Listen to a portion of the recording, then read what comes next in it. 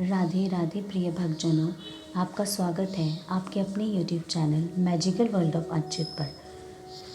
आज हम इस वीडियो में रामायण में लंका कांड में आगे की कथा सुनेंगे। प्रभु राम वहीं ठहरे हुए थे जहां लंका प्रवेश के समय डेरा डाल रखा था। राज तिलक के पश्चात विभीषण आशीर्वाद लेने प्रभु राम के पास आए। प्रभु राम ने उनका विधिवत स्वागत किया। प्रभु राम को देवी सीता की चिंता थी। सीता अभी तक अशोक वाटिका में ही थी। श्री राम ने हनुमान से कहा, हे पवन पुत्र, राजा विभीषण से आदेश लेकर अशोक वाटिका जाओ और देवी सीता को समस्त समाचार सुनाओ। हनुमान विभीषण से अनुमति लेकर देवी सीता के पास जा पहुँचे। देवी सीता हनुमान को देखकर खुशी से झूम उठी। वीर हनुमान ने प्रभु राम की विजय रावण वध का समाचार सुनाकर सारा वृतांत बता दिया। देवी सीता के हर्ष की कोई सीमा नहीं थी। पल भर के लिए उनके मुंह से एक भी बोल नहीं निकल सका। नम आंखों से वीर हनुमान को देखती ही रह गई। हनुमान घबराए, बोले, यह क्या जनक दुलारी, आप चुप क्यों हो गई? कुछ तो बोलिए।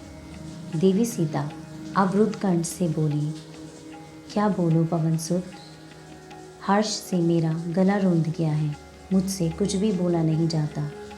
तुमने बहुत ही शुभ समाचार सुनाया है, समझ में ही नहीं आ रहा तुम्हारा आभार कैसे प्रकट करूं। वीर हनुमान चुपचाप देवी सीता को देखते रहे। देवी सीता के गालों से खुशी के आंसू टपक रहे थे। एकाएक हनुमान की नज़र उन राक्षसियों की ओर चली गई जो देवी सीता को परेशान किया करती थी और अब दुबकी सी एक कोने में बैठी हुई थी। हनुमान झट से बोल पड़े, हे जनक दुलारी, कृपया आदेश दीजिए, मैं इसी वक्त इन भयावह राक्षसियों का अंत कर दूं। नहीं नहीं, ऐसा मत करना, देवी सीता बोली, मैंने उन्हें क्षमा कर दिया है, भला गलती किससे नहीं होती, जैसी आपकी मर्जी माता। हनुमान उठते हुए बोले, अब मैं जाऊंगा। प्रभु राम के लिए कोई संदेश? हाँ, उनसे कहना कि मैं उनके दर्शनों के लिए तड़प रही हूँ। देवी सीता ने धीरे से जवाब दिया। देवी सीता का यह संदेश लेकर वीर हनुमान श्री राम के पास वापस आ गए। उन्हें देखते ही प्रभु राम ने पूछा, आ गए हनुमान? बोलो, कैसी है सीता? प्रभु हनुमान ने उत्तर दिया, वे आपके दर्शनों के लिए बेहद उतावली हैं, शीघ्र ही उनके पास पहुँचें। श्री राम की आंखों के सामने अपनी सीता का चेहरा उभर आया। फिर एकाएक न जाने क्या सोचकर वे विचार में मगन हो गए। उन्होंने हनुमान की ओर देखा और धीरे से कहा, ठीक है, मैं शीघ्र ही उनसे मिलूंगा। देवी सीता को लाने विभीषण स्वयं पहुँचे। श्री राम उनकी प्रतीक्षा में थे। एक पालकी में बिठाकर देवी सीता को श्री राम के सन्मुख लाया गया।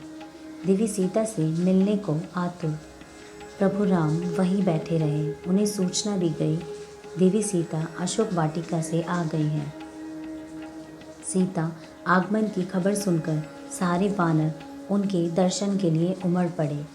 देवी सीता की पालकी आकर द्वार से लगी तो चारों ओर से वानरों ने उसे घेर लिया। अच्छा खासा हंगामा मच रहा था। वानर रक्षकों ने बड़ी मुश्किल से भीड़ को संयत किया। श्री राम ने कहा, सीता के दर्शनों के लिए किसी को रोका न जाए। जिनकी मदद से मैंने यह युद्ध जीता है, उन्हें देवी सीता का दर्शन करने का पूरा अधिकार है। देवी सीता पालकी से निकलकर प्रभु राम के पास जाने लगी। चारों ओर खड़े वानर देवी सीता के दर्शन पाकर कृतकृत्य हो रहे थे। देवी सीता हैरान हो रही थी कि यह कैसा राम का व्यवहार है, मेरे पास वह खुद नहीं आकर मुझे बुलवाया गया। और देवी सीता धीरे धीरे कदम बढ़ाती प्रभु राम के पास बढ़ी।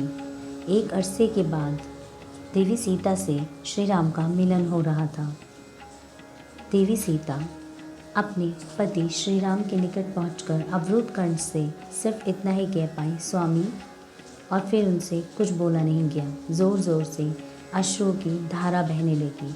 हिचकियों से उनका सारा शरीर हिलने लगा।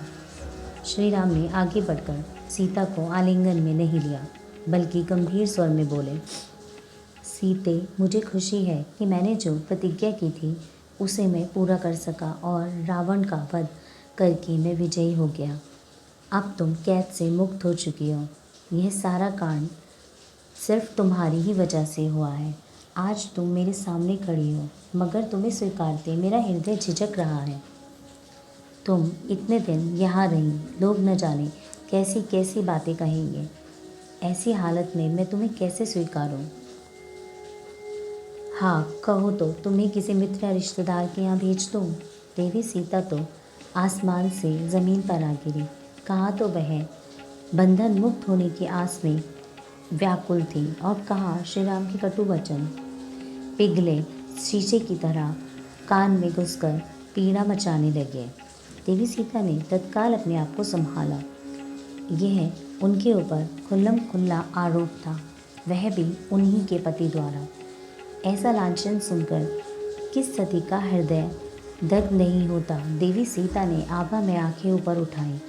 उनमें न याचना थी और न ही कोई सफाई। वह तेज स्वर में बोली, नाथ, मैंने कभी सोचा भी नहीं था एक दिन आपसे ऐसे वचन सुनने को मिलेंगे। ऐसा लांछन सुनकर मेरा हृदय टूट रहा है। वह कौन नहीं जानता कि रावण मुझे यहाँ बलात् ही उठा लाया था, फिर आप मुझ पर शक कर रहे हैं। मैं नहीं जानती थी कि एक दिन मुझे यह लांछन सहना पड़ेगा। राजा जनक की पुत्री पर ऐसा आरोप।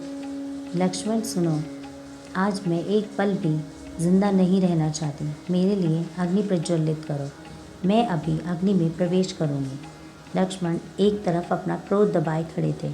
उन्हें स्वयं श्री राम के ऐसे व्यवहार की उम्मीद नहीं थी। देवी सीता का आदेश सुनकर उनका हृदय फट गया। उन्होंने घबराकर प्रभु राम की ओर आंखें फेर लीं। श्री राम ने लक्ष्मण की ओर ताका तक नहीं, वे पूर्ववत गंभीर बने रहे। लक्ष्मण के लिए देवी सीता की आज्ञा का उल्लंघन करना असंभव था। फिर अब प्रभु राम भी मौन रहकर सहमति प्रकट कर दी तो वे लक्ष्मण के सामने अग्नि प्रज्वलित करने के अलावा और कोई चारा नहीं रह गया था। लक्ष्मण ने सोचा, अच्छा है, ऐसे लांछन जीवन बिताने से तो जीवित ही नहीं रहे देवी सीता। माता अग्नि में ही प्रविष्ट हो जाएं। अग्नि की ज्वालाएं आकाश को छूने लगी तो देवी सीता हाथ जोड़ पति के चारों ओर एक बार घूमी, फिर बिना किसी की ओर देखे बोली, सभी देवताओं महर्षियों को मेरा नमन। हे अग्नि, आज मेरी पवित्रता पर संदेह किया जा रहा है। अगर तुम्हें संदेह न हो तो मुझे स्वीकार करो। यह कहते ही देवी सीता धधकती हुई आग में प्रविष्ट हो गई। तभी सारे देवता वहाँ उतर आए। ब्रह्मा श्री राम से बोले, हे प्रभु, देवी सीता पर यह कैसा लांछन? वे तो साक्षात लक्ष्मी है। पृथ्वी पर अवतार लेकर ऐसा कोई मुझे कुछ याद नहीं। श्री राम बोले, मैं तो यही जानता हूँ कि मैं कौशल नरेश दशरथ का पुत्र हूँ। अचानक प्रज्वलित अग्नि में अग्निदेव प्रकट हुए। उनके साथ साक्षात देवी सीता थी, वैसे ही जैसी अग्नि में प्रविष्ट हुई थी। अग्निदेव ने प्रभु राम को देवी सीता को सौंपते हुए कहा, हे राम, सीता पवित्र हैं, इन पर संदेह मत करो। इतना सुनते ही श्री राम के चेहरे पर हर्ष छा गया। सच तो यह था कि वे जनता को देवी सीता की वास्तविकता से परिचित कराना चाहते थे। उन्होंने आगे बढ़कर देवी सीता को आलिंगन में ले लिया और बोली, प्रिय, तुम पर मुझे कभी भी संदेह नहीं था। बस लोकोवध के डर से मैंने तुम्हारी यह परीक्षा ली ताकि किसी को तुम पर संदेह न हो। क्या मैं तुम्हें जानता नहीं कि तुम कितनी पवित्र और नेक हो? मेरे वचनों से तुम्हें कष्ट हुआ, इसका मुझे दुख है। देवी सीता धन्य हुई, उनका सुहाग उन्हें वापस मिल गया। श्री राम का वनवास समाप्त होने को था। श्री राम को भरत की बड़ी चिंता थी। न जाने भरत अयोध्या में कैसा समय व्यतीत कर रहे होंगे। लंका में उनका काम समाप्त हो चुका था। एक दिन उन्होंने विभीषण से लंका से विदा होने की अनुमति मांगी। विभीषण ने उन्हें पुष्पक विमान सौंप दिया। प्रभु राम, देवी सीता और लक्ष्मण के अलावा समस्त वानर पुष्पक विमान पर सवार हुए। विमान ने अयोध्या की ओर उड़ान भरी। अब उनका विमान आकाश में उड़ता हुआ उन स्थानों के ऊपर से गुजरा जहाँ से प्रभु राम, लक्ष्मण और देवी सीता को खोजते हुए भड़के थे। तो प्रभु राम ने देवी सीता को इशारे से बताया, सीते, देखो नीचे, जिन स्थलों को देख रही हो यहीं से हम तुम्हें खोजते हुए आगे बढ़ रहे थे। समुद्र पर विशाल सेतु यह नील और नल ने निर्मित किया था। इस पर चलकर हमने समुद्र पार किया था और लंका जा पहुँचे। उधर देखो, कृष्यमुख पर्वत, जहाँ तुमने उस पर से आभूषण गिराए थे। यह रही किष्किंधापुरी। देवी सीता उत्सुकता से प्रभु राम से यह विवरण सुनती रही। मार्ग में श्री राम प्रयाग में उतरे और भारद्वाज मुनि के दर्शन किए। निषाद राज गुरु को संवाद भेजा कि उनका वनवास समाप्त हुआ। भरत प्रतीक्षा करते करते कुछ अनहोनी न कर बैठे, इसलिए प्रभु राम ने हनुमान को अयोध्या भेज दिया कि वह भरत को उनके आगमन की सूचना दे दें। जय श्री राम।